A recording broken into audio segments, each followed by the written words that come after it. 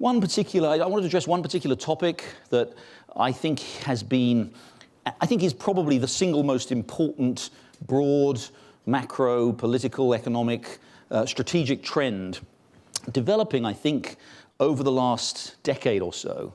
It has its roots further back. And it's very important. It's driving so much of the politics of our time, driving so much of the economic relations of our time, of international policy and foreign relations too.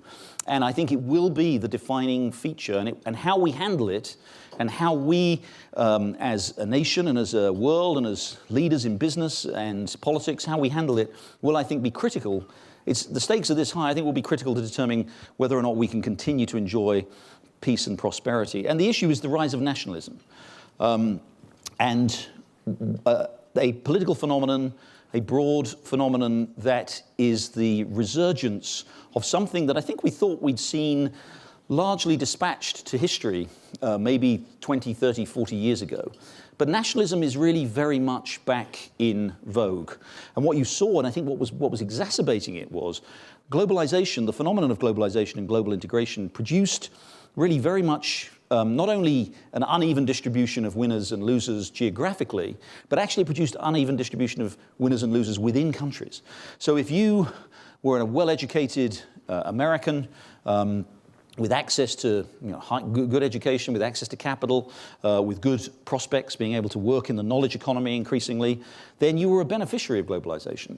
You really were, and you've seen astonishing growth. More and more people in the, if you like, in what's called the elite, were identifying more and more with the globalization, more and more with the opportunities of the world that was presented to them, and less to the interests of their own fellow Americans, Brits, French, Austrians, Germans, or whatever. So you saw this, not only this lack of opportunity, and famous number that people would know about is that median wages in the United States, for example, went nowhere between 2000 and 2015, literally didn't increase at all. So you saw this, not only the relative immiseration of significant numbers of Americans and Europeans, but you saw at the same time happening massive expansion of the wealth of the wealthiest. So this extraordinary growth of inequality. Now that was bound to create serious political tensions. A situation where, quite literally, people in New York, the sort of elite, if you like, in New York City have more in common with their counterparts in London than they have with their fellow Americans in Ohio. Another factor that clearly, I think, led to the rise of nationalism and this resentment at the way the international system was operating was, if you like, a kind of cultural alienation too. The gaps between the lifestyles of if you like, the elite in countries like the US, the UK, much of Western Europe, and most of the people in those countries is enormous and growing, not just in economic terms, but in cultural and political terms. And then thirdly, obviously, we've had security concerns too. And I think the rise of Islamist terrorism in the world over the last 20 years has heightened security fears. Now, this is a complex issue, and it's obviously being handled by demagogic politicians in predictable ways. But there's no denying, I think, that the events of September the 11th, 2001 changed the way in which not just Americans, but actually many people in the rest of the world view the idea of their own national security, of international cooperation, and indeed of the relations between nations. I'd like to talk a little bit about economic risk. So we're at a time where we see markets performing well. We expect the bull market to continue. There's this perception that nationalism perhaps creates economic prosperity. Can you share your view on that? It's an interesting, it's a good point there, because despite the concerns that clearly a lot of people have about the possibility that we may be ending this long phase of global integration, which has obviously been hugely beneficial for financial markets. You've seen an astonishing run-up in the value of financial assets during this period. Despite concerns about that, despite concerns about trade and what Trump or Brexit might mean, you've seen an astonishingly good year for financial markets, right? Since Donald Trump was elected just over a year ago, the S&P 500 is up about 25. Last time I looked yesterday, it was about 25, 26% in a year. Business confidence is higher than it's been in a decade. Consumer confidence is at its highest level for 17 years. So you've got this interesting conundrum that while there are concerns about nationalism, economic nationalism, I think there's a stronger optimism right now particularly about the measures that the Trump administration is expected to take. Obviously, tax reform, if we get that through, and that's very much a hot topic right now in the next month, that's what everybody will be talking about. And if a big reduction in corporate tax would clearly be, we can argue about how the benefits of that would be distributed, but it would clearly be beneficial for shareholders. So there's a lot of confidence about that. The Trump administration, despite the, let's be blunt, pretty rocky and variable performance in lots and lots of ways, has almost quietly and not with a huge amount of fanfare been rolling back regulations left, right, and center. Now, again, you can argue about the pros and cons of that, but in the areas of energy, the financial sector, labor law, health to some extent, this administration has been aggressive about rolling back regulations, and businesses feel very good about that, feel very optimistic about that. So you've got these odd cross currents of concerns about, is he going to pull out of NAFTA? Is he going to get us into a war with North Korea? God help us. At the same time as quite a strong level of and by the way, plus other concerns about just when will he stop tweeting and what's going to happen with with the Mueller investigation and all that stuff. But so alongside those concerns, and in fact currently outweighed, at least in economic terms, you've got this optimism about the possibility of lower taxes, about the reality of deregulation. And I should say one other thing too, of course, which is very important. The world economy right now is very strong. I mean, Europe has finally emerged from a decade of stagnation, growing by its standards very strongly. The US has had 2 quarters of 3% growth, may get a third quarter in this current quarter, which will be the first time that's happened in a long time.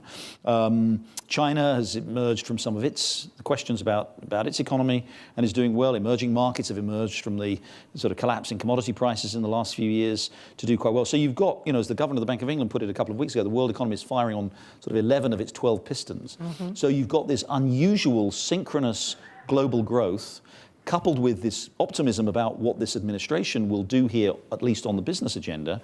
And that, I think, is outweighing these concerns that people have about assertive nationalism. Well, being the banker playing the reporter today, I get to have a little bit of fun here. I'll ask if you had a crystal ball kind of question here.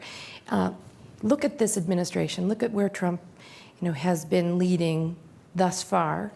Project out 4 years. We talk about, will there be a 2-party system? And where will Trump land in that spectrum, if there is, or if there isn't?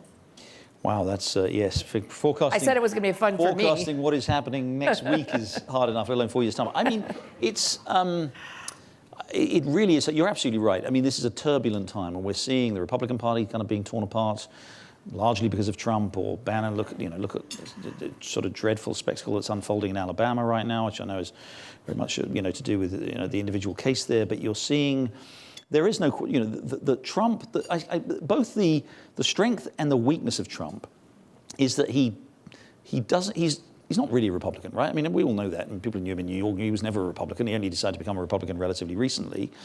He doesn't really share a lot of the core Republican values that have animated people like Mitch McConnell and Paul Ryan, and going back even further than that, to Bob Dole and others. And he's not a Republican in the traditional sense at all. So that's, I say, both the strength and the weakness. He came in, he appealed to a lot of people who were not Republican voters in states like Ohio and Michigan and Pennsylvania and Wisconsin, states that he won that no Republican had won, not Ohio, but Michigan, Wisconsin, and Pennsylvania, no Republican had won for a long time by getting former Democratic voters, many of whom, by the way, voted for Barack Obama twice.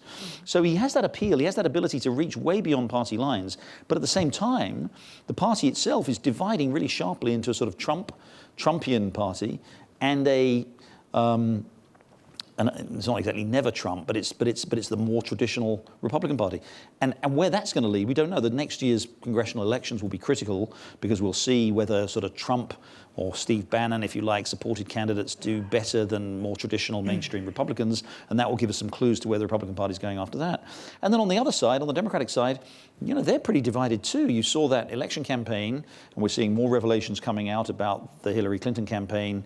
That was a divided Democratic Party, and it still seems to be pretty divided between those like Bernie Sanders and Elizabeth Warren, who want a much more radical, much more redistributionist approach, if you like, to democratic politics, against those who in the sort of former Clinton camp still think the way to win is by being moderate and, by the way, appealing to those especially white working class voters that the Democrats lost so badly last year and that were responsible for electing Trump. So there's going to be tension there too, and that will play out over the course of the next year. So, again, I certainly wouldn't make predictions, but I think that, look, I think it's very hard for a third party to get any traction in this country. Ross Perot was the closest we came in the last 50 years, in the 1990s. It's really hard for all kinds of institutional and financial and political reasons to get a third party to really gain. But I think you're going to see a lot of tension within the existing parties and a lot of temptation for someone else to come in and maybe see if they can take advantage of it.